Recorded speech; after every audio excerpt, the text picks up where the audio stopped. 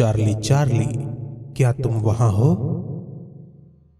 दोस्तों, इस वीडियो को शुरू करने से पहले मैं आपको बताना चाहूंगा कि इस कहानी जैसी और डरावनी कहानियां मेरे दूसरे चैनल डार्क कवर स्टोरीज पर आएंगी, और जो भी व्यूअर्स ऐसी कहानियां सुनना पसंद करते हैं वो डार्क कवर स्टोरीज इस चैनल को जरूर सब्सक्राइब करें। चैनल की लिंक आपको डिस्क्रिप्शन में मिल जाएगी।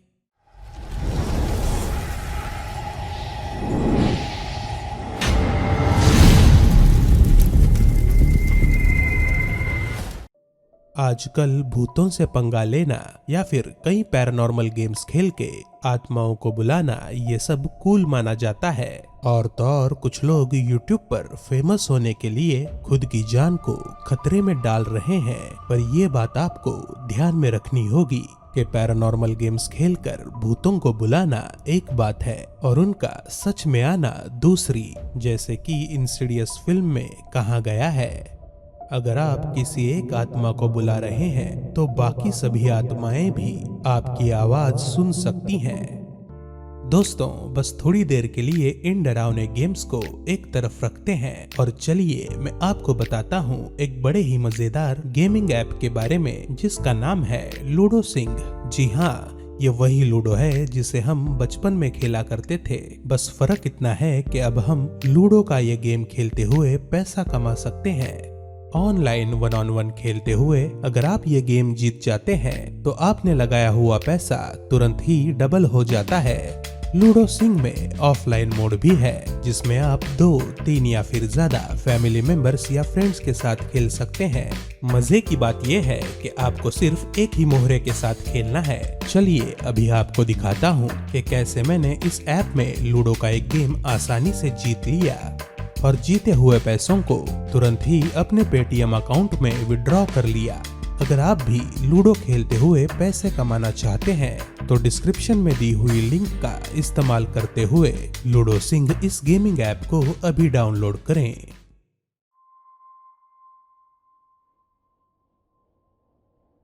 इस साल की गर्मियों की छुट्टियां मैं अपने कजिन्स के साथ अमेरिका में उनके घर में बिता रहा था और मेरे चचेरे भाई ने मुझे भूत गेम्स के बारे में कई वीडियो दिखाए। उसे इस तरह के गेम्स में बहुत ज्यादा इंटरेस्ट था। हमने भूत प्रेत के बारे में चर्चा भी की। हम जानना चाहते थे कि ऐसा कुछ क्या सच में भी होता है। बहुत देर तक सोच विचार के बाद हम इस फैसले पर पहुंचे कि हम खुद ही ऐसा कोई गेम खेल कर देखेंगे। हम ये सोच रहे थे कि ये गेम खेलकर कोई नुकसान तो नहीं होने वाला।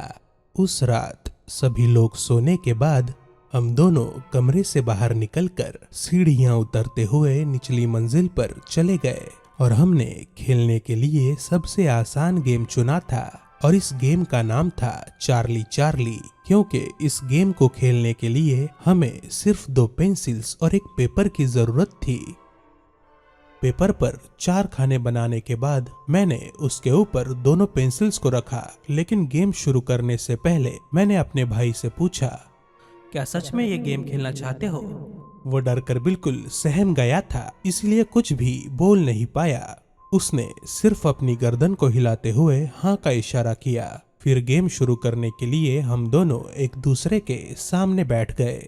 मैंने पहला सवाल पूछा, चार्ली चार्ली, क्या तुम यहाँ हो? सवाल पूछने के बाद हम दोनों ने 10 मिनट तक इंतजार किया, लेकिन कुछ भी नहीं हुआ। इसीलिए हम सोचने लगे लोग सच ही कहते हैं कि ये सब गेम काम नहीं करते। हम ये गेम बंद करके वापस ऊपर जाने की तैयारी करने लगे, लेकिन जैसे ही मेरा भाई पेपर और पेंसिल उठाने को गया, पेंसिल अचानक से घूमकर यस वर्ड पर चली गई। मैं तुरंत नीचे बैठा और अपने भाई की तरफ देखने लगा। उसका सारा ध्यान उस पेंसिल की तरफ था। उसने पूछा, चार्ली चार्ली, क्या तुम खेलना चाहते हो? पेंसिल फौरन ही यस की तरफ मुड़ी। फिर उसने कहा, बस एक आखिरी सवाल पूछते हैं, फिर गेम बंद कर देंगे। मैंने डरते हुए उसे मंजूरी दे दी। फिर मेरे भाई ने पूछा, चार्ली चार्ली, क्या तुम एक बुरी आत्मा हो?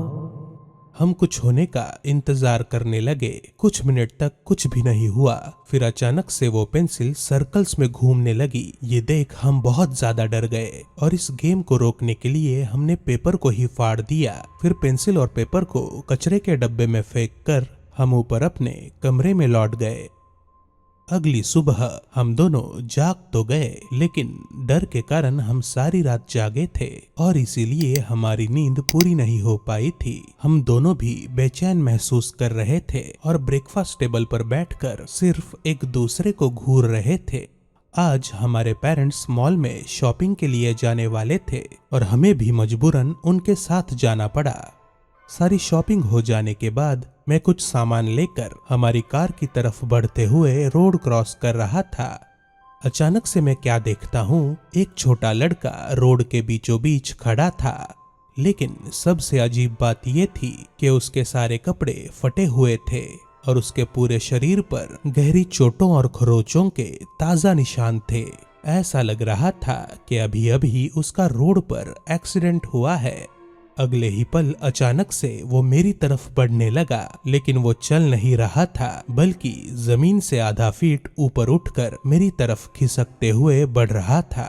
उसे ऐसा करते देख मैं बहुत ज्यादा डर गया और उल्टा मुड़कर वापस मॉल की तरफ भागने लगा और उसी वक्त मेरे पीछे से तेज रफ्तार से एक कार गुजर गई। मैं बाल बाल टक्कर होने से बचा था। जब मैंने रुककर पीछे देखा तो वो छोटा लड़का भी गायब हो चुका था।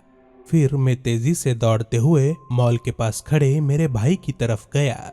वो एक लड़की से बात कर रहा था जिसने काले कपड़े पहन रखे थे, जैसे वो किसी फ्यूनरल के लिए कब्रिस्तान जा रही हो। जैसे ही मैं उनके पास पहुंचा, मेरे भाई ने हंसते हुए मुझे उस लड़की से मिलाया। वो उसकी स्कूल फ्रेंड थी जो सच में कब्रिस्तान जा रही थी। लेकिन तब मैं कुछ सोचने समझने के होशो हवास में नहीं था। मैं सदमे में था और इसीलिए मैं उनको मेरे साथ कुछ ही देर पहले घटी उस घटना के बारे में बताने लगा। लेकिन जब मैंने उस छोटे लड़के का जिक्र किया तो उस लड़की ने मुझे बीच में रोकते हुए कहा, मुझे उस छोटे लड़के के बारे में और बताओ, वो दिखने में कैसा था? और जब मैंने उस छोटे लड़के का पूरा हुलिया उस लड़की को बताया तो वो लड़की बोली, वो लड़का तो मेरे छोटे भाई जैसा दिखता है, या वो शायद मेरे छोटे भाई की आत्मा थी। देखो देखो, मेरे छोटे भाई ने तुम्हें डराते हुए उस कार दुर्घटना से बचा लिया। अब मुझे भी उस लड़की की बातों पर यकीन आने लगा था। फिर उस लड़की ने हमें बताया कि एक शराबी ने इसी रास्ते के ऊपर उसके छोटे भाई को अपनी तेज रफ्तार कार से कुचल दिया था। कुछ देर बाद मैंने उस लड़की से पूछा, तुम्हारे छोटे भाई का नाम क्या था? जवाब देते हुए वो लड़की बोली, उसका नाम चार्ली था। जब कभी भी मैं इस घटना के बारे में सोचता हूँ तो खुद को बड़ा ही खुशनसीब समझता हूँ, क्योंकि शायद मैंने चार्ली ये गेम खेलते हुए एक अच्छी आत्मा से संपर्क बनाया था। लेकिन हर कोई मेरे जितना खुशनसीब नहीं होता। दोस्तों, अगर आपको ये वीडियो पसंद आया तो इसे लाइक करें और अपने दोस्तों के साथ व्हाट्सएप पर शेयर कर दें। इसी तरह के और वीडियोस देखने के लिए इस चैनल को सब्सक्राइब करना ना भूलें।